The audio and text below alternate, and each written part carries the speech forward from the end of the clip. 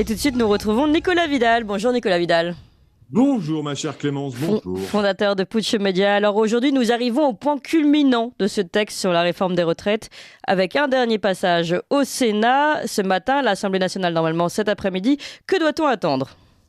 Et oui Clémence, aujourd'hui le texte sera une nouvelle fois présenté aux assemblées générales des VRP de la politique française, à savoir le Sénat et l'Assemblée nationale. Et je ne sais pas si vous avez bien fait attention, chers petits loulous progressistes, ouvrez vos mirettes, mais au Sénat comme à l'Assemblée nationale, l'étendard du paradis européen flotte au-dessus de la présidence de chaque chambre. Et la symbolique de ce drapeau donne un arrière-goût bien rance de fédéralisme européen. Alors moi, je pose ce matin la question à notre chère classe politique, qui d'ailleurs en ce moment ont les miquettes. Qu'est-ce que vient faire ce chiffon lave-vitre qui flotte au-dessus du berceau de la représentation nationale ?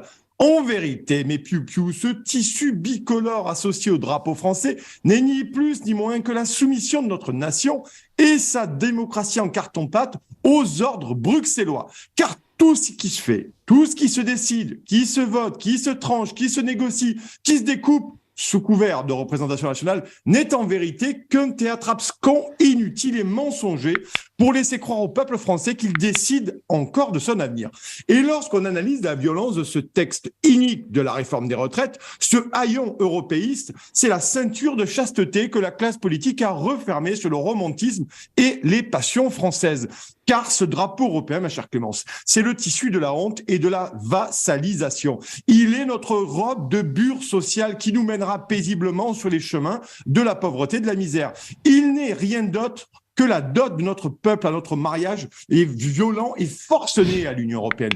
Et cette réforme des retraites, comme la casse du Code du travail, rappelez-vous les ordonnances travail de 2017 et l'ignoble réforme de l'assurance chômage sont les nouvelles soumissions à l'orthodoxie néolibérale imposée par Bruxelles qui méritait bien d'avoir son petit torchon au Sénat et à l'Assemblée où plus rien ne se décide. Alors malgré tout, Nicolas, il semblerait que le gouvernement ne soit pas sûr d'avoir une majorité pour voter ce texte et soit peut-être et sûrement obligé de passer par le 49.3.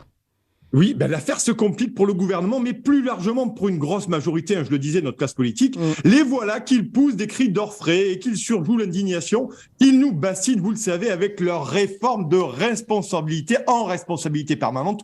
Oui, car tout ce beau monde sent bien que le peuple a compris l'entourloupe qui a pourtant bien marché dans le brouillard social pendant 30 ans, porté par le fameux dicton « Vous vous occupez de rien, on s'occupe de tout ». Mais aujourd'hui, ma chère Clémence, à quoi assistons-nous ? Eh bien voilà que s'ouvre devant nos yeux une mécanique de révolte sociale de grande intensité, car c'est le retour de l'affrontement entre un peuple violé démocratiquement en 2008 par le fameux traité de Lisbonne et d'un système politique qui a trahi pour l'Union européenne et qui a choisi l'indignité nationale, plongeant son pays dans les mâchoires de la mondialisation. Nous sommes finalement passés de quoi ? Nous sommes passés de l'État-providence qui protégeait les Français et nos intérêts à un pouvoir croupier qui a ouvert la porte au casino de la mondialisation, aux puissants intérêts privés à qui l'on vend notre pays à la découpe. Et les retraites sont un morceau de choix bien saignant sur lequel l'or, notamment BlackRock,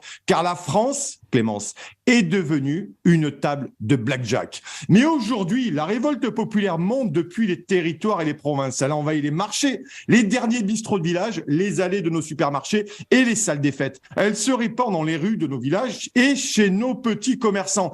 Et certains députés sentent le vent mauvais de la révolte.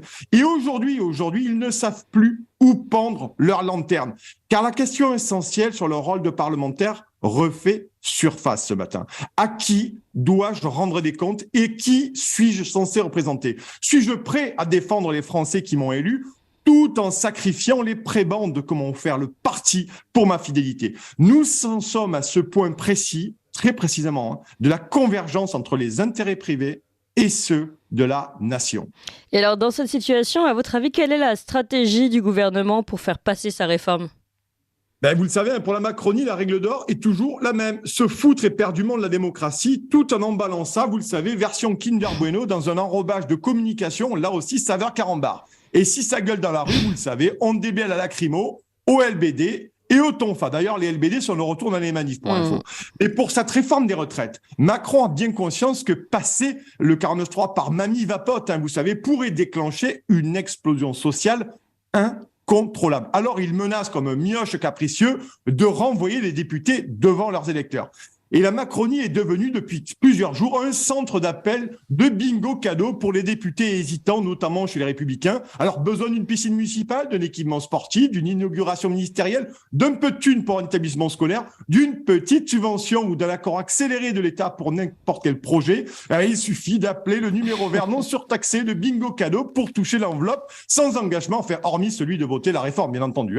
Voilà où en est réduit la politique dans ce pays, momifiée et shootée à des intérêts supranationaux. Et ce qui m'apparaît le plus grave, c'est que ce qui est en train de se jouer, c'est la mort annoncée du modèle parlementaire et de la représentation nationale, pierre angulaire de notre système politique. Et que génèrent les compromissions, les trahisons et l'impéritie politique dans l'histoire de ce pays? Eh bien, je vais vous le dire, c'est le chaos. Et la Macronie est le candidat parfait et zélé de l'effondrement total de notre nation.